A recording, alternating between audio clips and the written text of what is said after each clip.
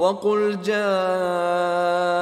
الْحَقُّ وَزَهَقَ الْبَاطِلُ۔ بزرگ اور دوستو، کلمہ لا الہ الا اللہ کی تشریح بیان کی جا رہی ہے۔ اس کلمے کا جو ابتدائی حصہ ہے نفی والا، لا الہ، کہ اللہ رب العالمین کے سوا کوئی برحق معبود نہیں ہے، تو معبودان باطلہ کی جو نفی اللہ رب العالمین نے کی ہے، ان معبودان باطلہ میں سے دجال بھی ہے۔ دجال بھی الوہیت کا دعویٰ کرے گا۔ اللہ کے رسول صلی اللہ علیہ وسلم نے فرمایا تھا، الا ان ربکم لیس باعور وان الدجال اعور، لوگو تمہارا رب اعور نہیں ہے، کانا نہیں ہے، دجال کانا ہوگا۔ دجال کی ایک آنکھ جو ہے اس میں نظر نہیں آتا ہوگا۔ اللہ رب العالمین کا معاملہ ایسا نہیں ہے۔ تو اس طریقے سے اور بھی بہت ساری روایات ہیں جن سے پتہ چلتا ہے کہ دجال الوہیت اور ربوبیت کا دعویٰ کرے گا۔ تو اللہ رب العالمین نے اس کی الوہیت کے رد میں آیات بھی اتاری ہیں اور اپنے رسول صلی اللہ علیہ وسلم سے احادیث بھی بیان فرمائی۔ تو جن آیات کے اندر دجال کا ذکر وارد ہوا ہے، وہ ساری کی ساری آیات اشارتاً اور کنایتاً ہیں۔ چنانچہ امام راضی رحمہ اللہ کہتے ہیں، لم یرد ذکر المسیح الدجال صراحة بالنص ولكن ذکر اللہ کنایتاً، اللہ نے کنایتاً اس کا ذکر فرمایا اپنی کتاب کے اندر۔ جیسے اللہ نے ایک آیت اتاری، هل ينظرون الا ان تأتيهم الملائکة او يأتي ربك او يأتي بعض آیات ربك یوم يأتي بعض آیات ربك لا ينفع نفسا ایمانها لم تكن آمنت من قبل او کسبت في ایمانها خیرا قل انتظروا انا منتظرون۔ اس آیت کریمہ میں جس وقت لوگوں کا ایمان ان کو نفع نہیں پہنچائے گا، وہ وہی لمحہ ہوگا جبکہ قیامت کی جو 10 بڑی بڑی نشانیاں ہیں وہ ظاہر ہونا شروع ہو جائیں گی، ان میں دجال بھی ہے۔ تو اس آیت کے اندر اشارتاً اللہ رب العالمین نے دجال کا ذکر فرمایا ہے۔ اسی طرح سورۃ الکہف کو اللہ رب العالمین نے دجال سے بچانے کے لیے اتارا ہے۔ اس کے اتارنے کی کئی وجوہات ہیں، اس میں سے ایک وجہ حضرت ابو الدرداء رضی اللہ تعالیٰ عنہ بیان فرماتے ہیں، اور اسی طرح ابو امامہ الباہلی رضی اللہ تعالیٰ عنہ بیان فرماتے ہیں، طبرانی کی حدیث ہے، قال خطبنا رسول اللہ صلی اللہ علیہ وسلم یوما، ایک دن اللہ کے رسول نے ہمیں خطبہ ارشاد فرمایا، فکان اکثر خطبته ذکر الدجال، تو آپ نے اکثر خطبے کے اندر دجال کا ذکر فرمایا۔ فکان فیما قال لنا یومئذ، اس دن اللہ کے رسول نے ہم سے فرمایا، ان اللہ عز وجل لم يبعث نبیا الا حذر امته، اللہ نے جو بھی نبی بھیجا ہے اس نبی کو اللہ نے حکم دیا کہ وہ اپنی امت کو دجال کے فتنے سے بچا دے،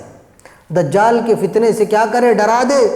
وَإِنِّي آخِرُ الْأَنْبِيَاءِ وَأَنْتُمْ آخِرُ الْأُمَمِ، اور میں آخری نبی ہوں، نبیوں کا خاتم ہوں، اور تم آخری امت ہو، امتوں کے آخری امت ہو۔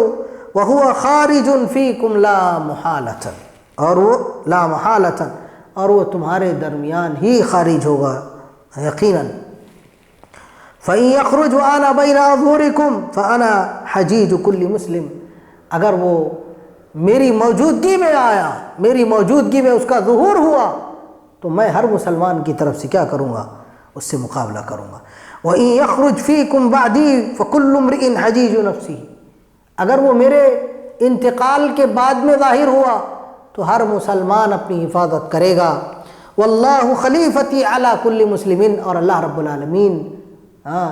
میرا جانشین ہوگا۔ اللہ رب العالمین کیا فرمائے گا؟ مسلمانوں کی مدد فرمائے گا میرے بعد میں ہر مسلمان کی، دجال کے خلاف۔ وَإِنَّهُ يَخْرُجُ مِنْ خَلَّةٍ بَيْنَ الْعِرَاقِ وَالشَّامِ، اور یہ عراق اور شام کے درمیان سے خروج کرے گا۔ یا عباد اللہ اثبتوا، آگے اللہ کے رسول نے فرمایا، اے اللہ کے بندو تم ثبات قدمی اختیار کرو۔ فَأَنَا نَبِيٌّ وَلَا نَبِيَّ بَعْدِي، میں نبی ہوں، میرے بعد میں کوئی نبی آنے والا نہیں ہے۔ وَإِنَّهُ مَكْتُوبٌ بَيْنَ عَيْنَيْهِ کافر، اس کی دونوں آنکھوں کے درمیان کافر لکھا ہوگا، يَقْرَؤُهُ كُلُّ مُؤْمِن، ہر مومن اس کو پڑھ پائے گا۔ فَمَنْ لَقِيَهُ مِنْكُمْ فَلْيَدْخُلْ عَلَى وَجْهِهِ، تم میں سے جو کوئی اس سے ملاقات کرے اسے چاہیے کہ وہ دجال کے چہرے پر تھوکے۔ وَلْيَقْرَأْ بِقَوَارِعِ سُورَةِ أَصْحَابِ الْكَهْفِ، اور اس کو چاہیے کہ وہ سورۃ الکہف کی ابتدائی اور آخری آیات دجال پر پڑھے تاکہ دجال اس کو نقصان نہ پہنچا سکے۔ تو اللہ کے رسول صلی اللہ علیہ وسلم نے اس حدیث کے اندر یہ بات بیان فرمائی ہے کہ اللہ نے اس سورت کو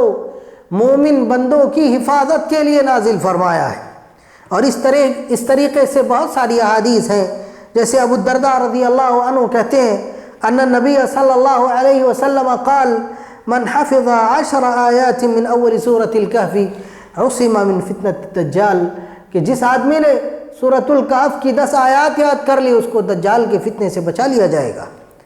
وفی روایت ومن قرأ 3 آیات من اول الکہف عصم من فتنة الدجال، کہ جس نے سورۃ الکہف کی 3 آیات پڑھ لی اس کو دجال کے فتنے سے بچا لیا جائے گا۔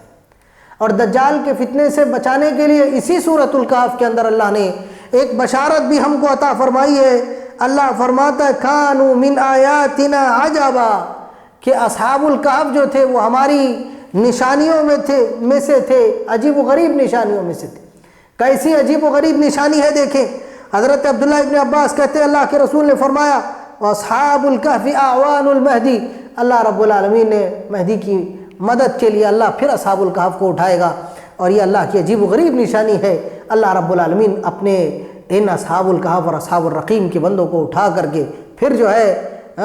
مسلمانوں کی اور خاص طور پہ امام مہدی کی مدد فرمائے گا دجال کے خلاف، اور اس بشارت کو بھی اللہ نے اسی صورت کے اندر بیان فرمایا ہے۔ اور وہ کتاب اللہ کی وہ 11 آیات جن کے اندر اللہ نے برزخی زندگی کا ذکر فرمایا ہے، اس میں بھی اشارتاً دجال کا ذکر آیا ہے۔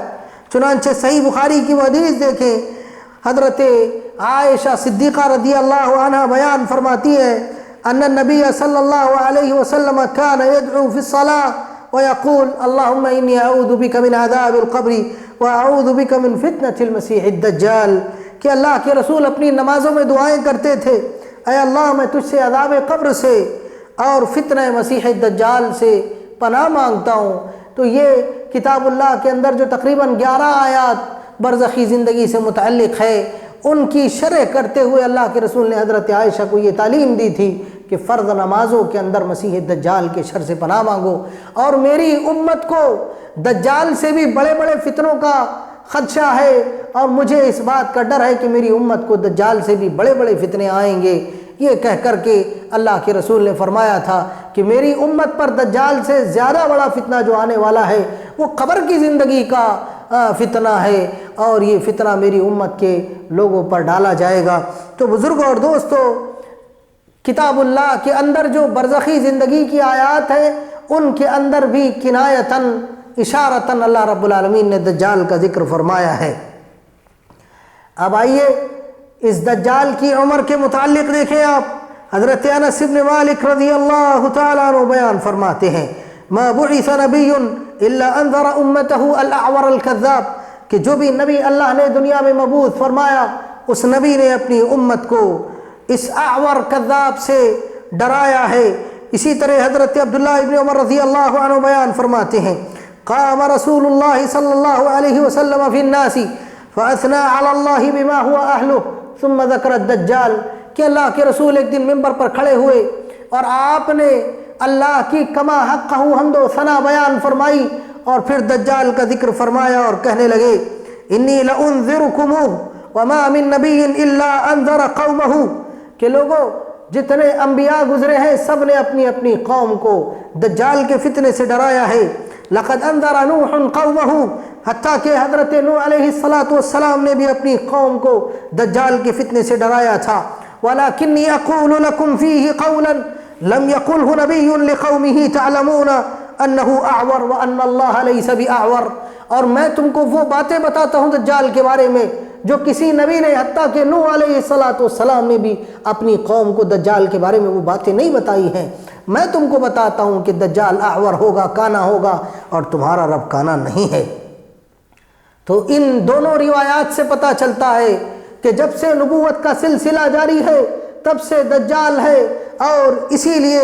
ائمہ کے اقوال آپ اٹھا کر کے دیکھیں گے تو پتہ چلے گا کہ بعض ائمہ کہتے ہیں وعمرہ 7,000 سنہ، کہ دجال کی عمر 7,000 سال ہے۔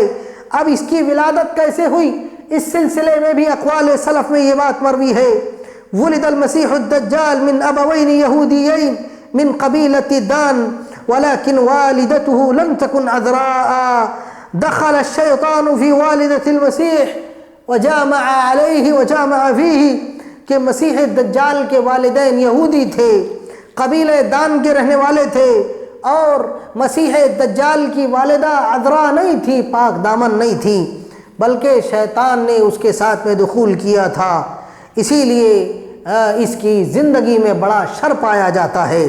اسی طرح کتاب اللہ کی جو آیت ہے، اللہ رب العالمین نے جہاں زندگی اور موت کے آزمائش کی بات کہی ہے اور فرمایا الذی خلق الموت والحیات لیبلوکم، کہ لوگوں ہم نے زندگی اور موت کو اس لیے بنایا تھا کہ تم کو آزمائے۔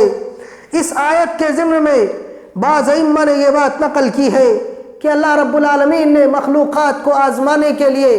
مخلوقات کو فتنے میں ڈالنے کے لیے، مخلوقات کی آزمائش کے لیے جنوں میں سے شیطان کو اختیار فرمایا جو کہ سب سے عظیم شر ہے، ابلیس کو اختیار فرمایا جو کہ سب سے عظیم شر ہے، پھر اس کے بعد میں انسانوں میں سے دجال کو اختیار فرمایا، یہ انسانوں میں سے شر کا نقطہ عروج ہے، اور ان دونوں کو اللہ رب العالمین نے انسانوں کی آزمائش کے لیے بنایا ہے۔ چنانچہ جیسے حضرت عیسیٰ علیہ السلام کے پاس میں حضرت جبریل علیہ السلام آئے تھے، ویسے دجال کی ماں کے پاس میں ابلیس آیا تھا، لیکن فرق دونوں میں یہ ہے کہ حضرت جبریل علیہ السلام اللہ کی جانب سے نفخہ لے کر آئے تھے، اور ابلیس نے اس کی والدہ کے ساتھ میں بدکاری کی تھی۔ اور اسی طرح بعض ائمہ نے یہاں تک نقل کیا ہے کہ کچھ ایسی عجیب و غریب مماثلتیں دونوں مسیح کے اندر ہیں، ایک حضرت عیسیٰ علیہ السلام مسیح ہے، دوسرا دجال مسیح ہے۔ حضرت جبریل علیہ السلام نے حضرت مریم کے بطن میں جو نفخ اور پھونک ماری تھی اس کا اثر حضرت عیسیٰ علیہ السلام کی سانس تک میں دکھے گا، چنانچہ آپ کی سانس جب دجال تک پہنچے گی تو دجال پگھلنے لگے گا۔ اسی طرح اللہ رب العالمین نے دجال کو ایک طویل عرصے سے مہلت دے رکھی ہے، ایسے ہی اللہ رب العالمین نے دجال کے ختم کرنے کے لیے جو انتظام حضرت عیسیٰ کا فرمایا ہے، اللہ نے حضرت عیسیٰ علیہ السلام کو بھی مہلت عطا فرمائی ہے۔ جیسے دجال کی تائید کے لیے شیاطین اور ابالسہ کا یہ سمندروں سے آئیں گے اور روئے زمین کے کناروں سے آ کر کے دجال کی مدد کریں گے، ویسے اللہ رب العالمین حضرت عیسیٰ علیہ السلام کی اور امام مہدی کی مدد کے لیے اصحاب کہف کو اور اصحاب رقیم کو اٹھا کر کے لائے گا۔ کانوا من آیاتنا عجبا کی شرح میں حضرت عبداللہ ابن عباس نے یہ بات نقل کی ہے۔ اور دونوں مسیح ہیں، حضرت عیسیٰ بھی روئے زمین پر حرکت کریں گے، حضرت عیسیٰ علیہ السلام بھی زمین پر سفر کرنے والے ہیں، وہ بھی 40 دن تک مسلسل سفر میں رہے گا۔ حضرت عیسیٰ علیہ السلام اندھوں اور بینوں کو، اندھوں کو، کوڑھیوں کو ہاتھ رکھ کر کے جب مسح کرتے تھے تو وہ درست ہو جاتا تھا۔ ایسے یہ جو مسیح دجال ہے یہ بھی دعویٰ کرے گا کہ میں بھی امراض کو درست کر دیتا ہوں، میں بھی مردوں کو زندہ کر دیتا ہوں، جیسے عیسیٰ علیہ السلام اللہ کے حکم سے کرتے ہیں۔ تو اس طریقے سے دونوں میں کچھ مماثلتیں جو ائمہ نے ذکر کی ہے وہ میں نے آپ کے سامنے رکھی تھی۔ اب بعض ائمہ نے یہ سوال اٹھایا ہے کہ آخر دجال کو یعنی اتنی بڑی گمراہی کیسے حاصل ہوئی؟ حل اصاب ذنبا، کیا دجال سے کوئی بڑی غلطی ہوئی تھی؟ تو اس سلسلے میں ائمہ نے کئی اقوال ذکر کیے ہیں۔ وقیل انہ من نظام التکوین کفتنۃ ہاروت و ماروت، کہ اس کو اللہ رب العالمین نے تکوینی فتنے کے تحت، یعنی جو کائنات کا نظام اللہ چلاتا ہے، تقدیر کونی کے تحت اس کو پیدا فرمایا ہے، فتنہ بنایا ہے، جیسے ہاروت اور ماروت کو اللہ نے تقدیر کونی کے تحت فتنہ بنایا تھا۔ اسی طرح دوسرا قول یہ ہے، وقیل انہ اتبع الشیطان و ابلیس فی بدایت امرہ، دوسرا قول یہ ہے کہ اس نے ابتدائی زمانے ہی سے ابلیس کی پیروی کی ہے اور ابلیس کے اعوان کی پیروی کی ہے، شروع سے اس نے کفر اختیار کر لیا تھا، اس لیے اللہ رب العالمین نے اس کو گمراہ کیا ہے۔ اور تیسرا قول یہ ہے، قیل انہ طلب لنفسہ الاغواء، یہ کہا گیا ہے کہ اس نے خود اپنے لیے یہ طلب کیا ہے کہ اللہ مجھے فتنہ بنا دے۔ اور ایک اور قول یہ ہے انہ قتل امہ، ایک قول یہ ہے کہ دجال نے اپنی ماں کو قتل کیا، اس کے نتیجے میں اس پر یہ سزا ڈال دی گئی کہ وہ امت کے لیے فتنہ بنا دیا گیا۔ تو بزرگوں اور دوستو، یہ کئی اقوال ہیں، اس کے یہ بڑے بڑے گناہ تھے جس کی وجہ سے ابلیس کی اتباع ہے، یا اللہ کے ساتھ میں کفر ہے، اپنے لیے گمراہی طلب کرنا ہے، یا اپنی ماں کو قتل کرنا ہے، یہ ایسے امور ہیں ائمہ کہتے ہیں جس کی وجہ سے اس کو اتنا بڑا فتنہ بنایا گیا ہے۔ اب یہاں پہ بعض ائمہ نے یہ بھی سوال اٹھایا ہے کہ آخر دجال کو قید کس نے کیا ہے؟ من قیدہ بالسلاسل، اس سلسلے میں بھی کئی اقوال ائمہ کے ہیں۔ پہلا قول یہ ہے ربطہ ذو القرنین فی عہدہ، حضرت ذو القرنین نے اپنے زمانے میں اس کو قید کیا ہے۔ دوسرا قول ہے ربطہ سلیمان وقیدہ فی البحر مع الجان، جنوں کے جو سرکش جن تھے ان کے ساتھ میں حضرت سلیمان علیہ السلام نے یہ جو دجال تھا اس کو سمندر کے اندر قید کر دیا ہے۔ اور تیسرا قول یہ ہے ربطہ الملائکۃ بامر من اللہ، کہ اس کو اللہ کے فرشتوں نے اللہ کے حکم سے باندھا ہے۔ یہ تین قول ائمہ نے ذکر کیے ہیں کہ اس کو آخر باندھا کس نے ہے۔ پھر اب یہ ایک اور سوال یہ اٹھایا گیا کہ کیا اس کو آخرت میں سزا دی جائے گی؟ تو اس سلسلے میں اللہ کے رسول صلی اللہ علیہ وسلم کی مشہور حدیث مسند احمد کی، حضرت عبداللہ ابن مسعود رضی اللہ تعالیٰ عنہ راوی حدیث ہے، اللہ کے رسول فرماتے ہیں اشد الناس عذابا یوم القیامت رجل قتلہ نبی او قتل نبیا وامام ضلالہ وممثل من الممثلین، کہ عبداللہ ابن مسعود کہتے ہیں کہ اللہ کے رسول نے فرمایا قیامت کے دن سب سے شدید ترین عذاب جن لوگوں کو ہوگا اس میں سے ایک آدمی وہ ہوگا جس کو نبی نے قتل کیا ہے، اس کو حضرت عیسیٰ علیہ السلام ماریں گے، لہذا یہ اشد الناس عذابا یوم القیامہ ہوگا۔ اسی طرح او قتل نبیا، یا جس شخص کو اللہ کے کوئی نبی قتل کر دے اس شخص کو بھی قیامت کے دن شدید ترین عذاب ہوگا۔ وہ امام ضلالہ، گمراہ کرنے والا امام، اس کو بھی شدید عذاب ہوگا۔ وممثل من الممثلین، اور وہ لوگ جو تصویر کشی کرنے والے ہیں، وہ لوگ جو ہیرو ہیروئن ہیں، جو لوگوں کو گمراہ کرتے ہیں، ایسے تمام لوگ آج کے جو نجوم ہیں، جو ستارے ہیں، جن کو کیا کہا جاتا ہے، جن کو ہیروئن کہا جاتا ہے یا ہیرو کہا جاتا ہے، ہیروز، ممثلین یا مصورین، تصویر کشی کرنے والے، یہ سارے کے سارے لوگ اشد الناس عذابا یوم القیامہ، قیامت کے دن شدید ترین عذاب دیے جائیں گے۔ اسی طرح ایک دوسری حدیث سے بھی اس کا علم ہوتا ہے، حضرت عبداللہ ابن عباس کہتے ہیں اشتد غضب اللہ علی من قتلہ نبی، اللہ کا غصہ اس آدمی پر انتہائی شدید ہوتا ہے جس کو کوئی نبی قتل کرے، لہذا دجال کو تو حضرت عیسیٰ قتل کریں گے، لہذا آپ اندازہ لگا سکتے ہیں کہ اللہ رب العالمین دجال سے کتنا زیادہ ناراض ہوگا۔ تو بزرگوں اور دوستو، اللہ کے رسول کی بہت ساری احادیث سے پتہ چلتا ہے کہ حضرت عیسیٰ مقام لد پر آ کر کے دجال کو اپنے ہاتھ سے قتل کریں گے، اور دجال نبی کے ہاتھ سے مارا جائے گا، اور جو نبی کے ہاتھ سے مارا جائے اس کو شدید ترین عذاب ہوگا۔ اب یہ دیکھیں کہ اس کے ادعا کیا ہوں گے، اس کے دعوے کیا ہوں گے، بہت سارے دعوے کرے گا۔ سب سے پہلا دعویٰ کرے گا انہ رجل صالح، لوگوں کے درمیان آئے گا، کہے گا میں بڑا صالح اور نیک آدمی۔ پھر یہ دعویٰ کرے گا کہ وہ نبی ہے، پھر ادعائے نبوت کرے گا، پھر یہ دعویٰ کرے گا کہ وہ اللہ کے فرشتوں میں سے ایک فرشتہ ہے۔ اور بعض ائمہ کہتے ہیں کہ فرشتے کے دعوے سے پہلے وہ یہ دعویٰ کرے گا انہو ملک من الملوک، کہ وہ بادشاہوں میں سے ایک بادشاہ ہے۔ پہلا دعویٰ صالح آدمی کا، دوسرا دعویٰ نبی کا، تیسرا دعویٰ بادشاہ ہونے کا، چوتھا دعویٰ کرے گا کہ میں اللہ کے فرشتوں میں سے ایک فرشتہ ہوں، اور پھر وہ اپنے ساتھ میں شیاطین کو بھی لے کر کے آئے گا اور کہے گا کہ دیکھو یہ میرے ساتھ میں اللہ کے فرشتے ہیں۔ اور چوتھا دعویٰ وہ جو کرے گا وہ یہ ہوگا کہ وہ اللہ کا بیٹا ہے، انہو ابن اللہ القادر علی کل شیء، وہ یہ دعویٰ کرے گا کہ وہ اللہ کا بیٹا ہے اور ہر چیز پر قادر ہے۔ اور اس کا جو پانچواں جو دعویٰ ہوگا وہ یہ ہوگا انہو هو اللہ، کہ وہی اللہ ہے۔ اور اس طریقے سے یہ 5 سے 6 دعوے کرے گا۔ 40 دن کے اندر یہ درجے بدرجے لوگوں کو گمراہ کرے گا۔ سب سے آخری درجے میں جو گمراہ کرے گا وہ الوہیت کا دعویٰ کر کے، ربوبیت کا دعویٰ کر کے گمراہ کرے گا۔ چنانچہ اللہ کے رسول اس کے بارے میں کہتے ہیں فَيَكُونُ بَدَأُ ظُهُورِهِ مِنْ أَصْفَهَانَ، یہ اصفہان سے ظاہر ہوگا، من حارہ منہا یقال لها اليہودیہ، یہ اصفہان کا ایک علاقہ ہے جس کو یہودیہ کہا جاتا ہے، وہاں سے یہ ظاہر ہوگا۔ وَيَنْصُرُهُ مِنْ أَهْلِهَا 70,000 یہودی، اور اس کی مدد کرنے والے 70,000 یہودی ہوں گے۔ علیہم الاسلحہ، یہ سب کے سب 70,000 یہودی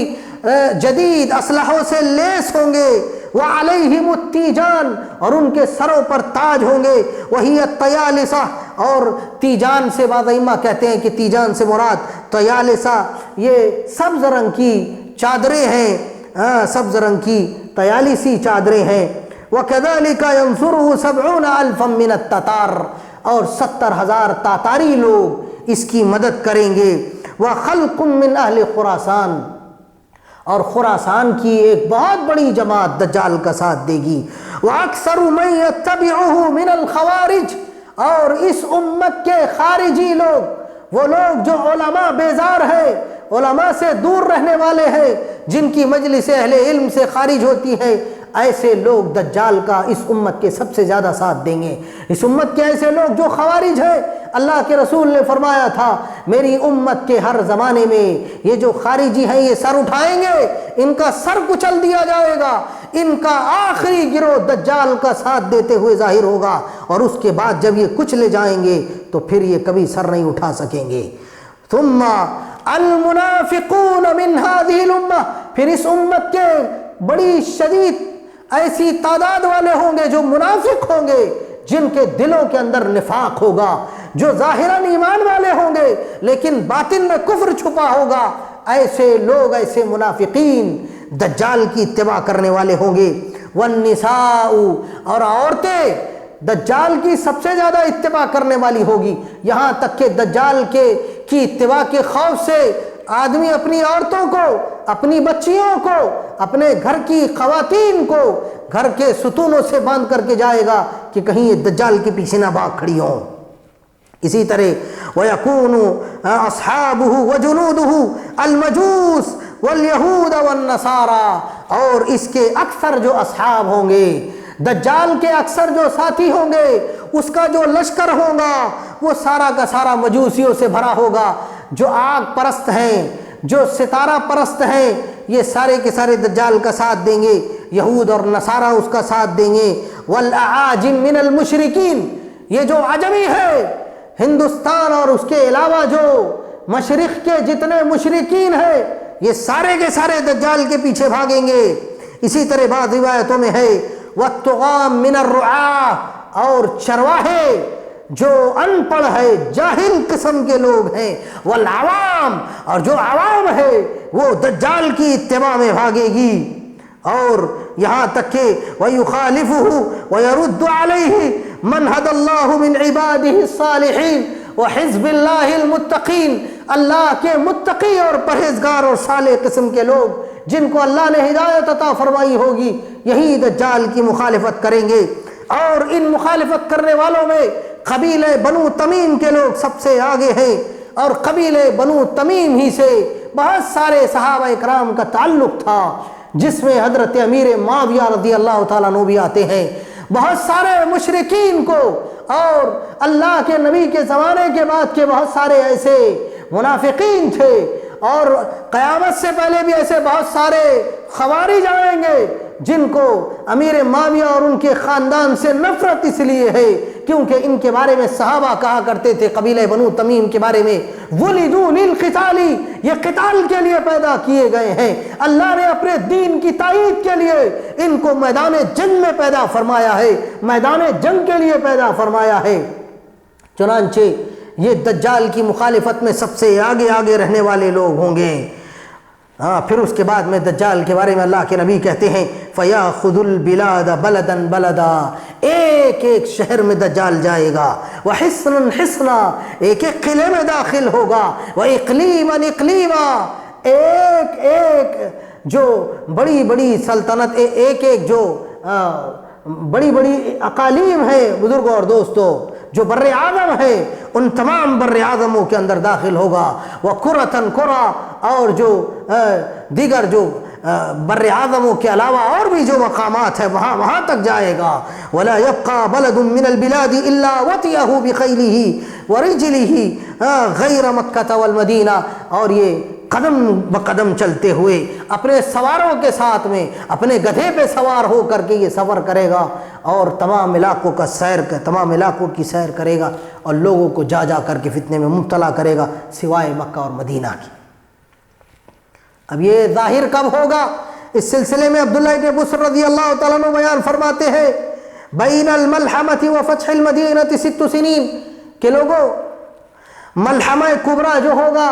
اس کے اور مدینہ کی فتح کے درمیان 6 سال کا فاصلہ ہوگا۔ وَيَخْرُجُ الدَّجَّالُ فِي السَّابِعَةِ مِنَ السَّنَةِ، اور یہ جو 6 سال کے بعد میں مدینہ فتح ہوگا، 7ویں سال میں فوراً دجال ظاہر ہو جائے گا۔ اسی طرح عبداللہ ابن عمر رضی اللہ تعالیٰ عنہ کہتے ہیں کُنَّا جُلُوسًا عِنْدَ النَّبِيِّ صلی اللہ علیہ وسلم، ہم اللہ کے نبی کے پاس میں بیٹھے ہوئے تھے، فَذَكَرَ الْفِتَنَ، آپ نے فتنوں کا ذکر فرمایا، وقال، اور فرمایا حَتَّى يَصِيرَ النَّاسُ إِلَى فُسْطَاطَيْنِ، یہاں تک کہ مسلمانوں کے 2 خیمے ہو جائیں گے، مسلمان 2 خیموں میں بٹ جائیں گے۔ فسطاط ایمان لا نفاق فیہ، ایک خیمہ ایمان والوں کا ہوگا جس کے اندر کوئی نفاق نہیں ہوگا، وفسطاط نفاق لا ایمان فیہ، اور ایک فسطاط، ایک خیمہ ایسا ہوگا جس کے اندر نفاق ہی نفاق ہوگا، کوئی ایمان نہیں ہوگا۔ فَإِذَا كَانَ ذَاكُمْ فَانْتَظِرُوا الدَّجَّالَ مِنْ يَوْمِهِ أَوْ غَدِهِ، لہذا جب یہ صورتحال ہو جائے کہ مسلمان 2 خیموں کے اندر آباد ہوں، ایک میں منافق ہو ایک میں مومنین ہو، اس کے دوسرے دن دجال کا خروج ہو جائے گا۔ یہ اقرب وقت حدیث میں ذکر کیا گیا، اقرب نشانی ذکر کی گئی کہ مدینہ کا فتح ہونا، اس کے 7ویں سال بعد میں دجال ظاہر ہوگا۔ یا اسی طرح جس وقت مسلمان 2 فسطاطوں کے اندر 2 خیموں میں رہیں گے، اس کے دوسرے دن دجال کا ظہور ہوگا، یا اسی دن دجال کا ظہور ہوگا۔ اب اس کی بہت ساری علامتیں اللہ کے رسول صلی اللہ علیہ وسلم نے بیان فرمائی ہے۔ دجال کی بہت ساری علامتیں حدیث میں وارد ہوئی ہیں، جیسے ممسوح العین الیمنی، اس کی جو داہنی آنکھ ہوگی وہ کیا ہوگی؟ وہ اس میں کچھ بھی نظر نہیں آ رہا ہوگا، کأنہا عنبۃ طافیہ، اور ایسا لگے گا وہ ابھرا ہوا کیا ہے، انگور ہے۔ اور دوسری آنکھ کے بارے میں حضرت عبداللہ ابن عمر رضی اللہ تعالیٰ عنہ کہتے ہیں کہ دوسری آنکھ پر بھی ایک سفید قسم کا، اس کی آنکھ کے اندر والے حصے میں سفید قسم کا پردہ ہوگا، اور اس سے اس کو اعور کہا جا رہا ہوگا، اور ساتھ میں اس کی اس آنکھ سے تو کچھ دکھتا نہیں ہوگا، دوسری آنکھ بکانی ہوگی۔ تو اس طریقے سے اس کی آنکھوں کا وصف حدیث کے اندر وارد ہوا ہے۔ اور اس کا ایک اور وصف یہ ہے کہ وہ بہت بڑا دجال اور کذاب ہوگا،